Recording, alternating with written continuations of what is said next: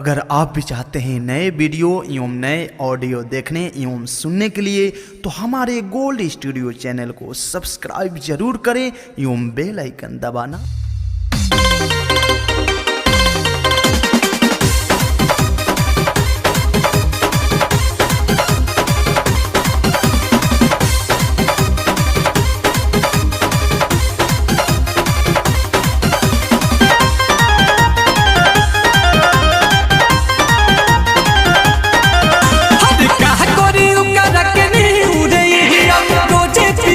बजे अखिए से दिया कहा करी ओकरा के नीर रोजे पियत बजे अखिए से दिया तो 10 हो गई घीव में ओकन पूछे के का हाल बा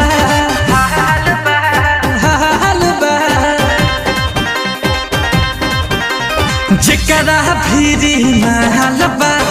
ओकर रोजे नया साल बा जेकरा भीरी अपन हाल बा ओकर रोजे नया साल बा जेकरा भीरी महल बा।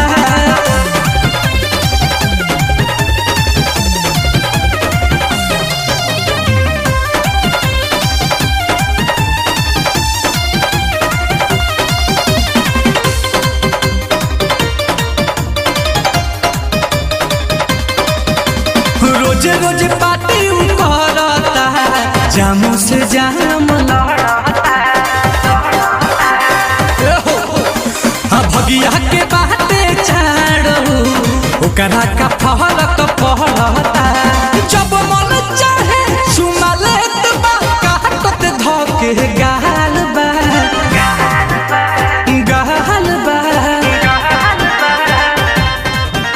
तो जेकरा रे भीरी महल बा ओकर रोजे नया साल बा जेकरा भीरी रे महल बा ओकर रोजे नया साल बा जेकरा भीरी महल बा।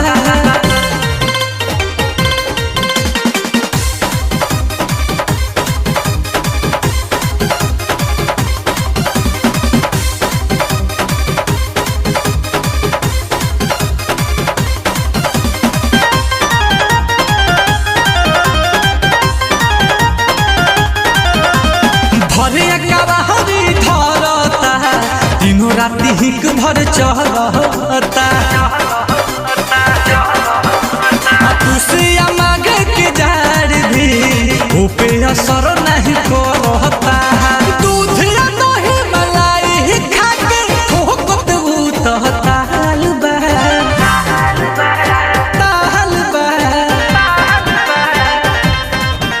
तो जेकरा भीरी महल बा ओकर रोजे नया साल बा तो जेकरा भीरी रे महल बा ओकर रोजे नया साल बा जेकरा भीरी महल बा।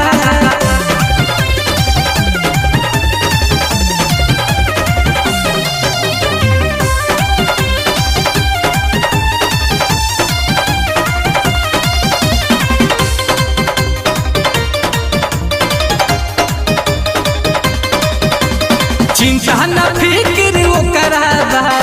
मस्ती में रहेला डूबल हो तो दुनिया से ओके का मतलब बा कामे पर रहेला टूटल हो नीलकमल रोज के बातें अलग बा कहरत रोज धमाल बा धमाल बा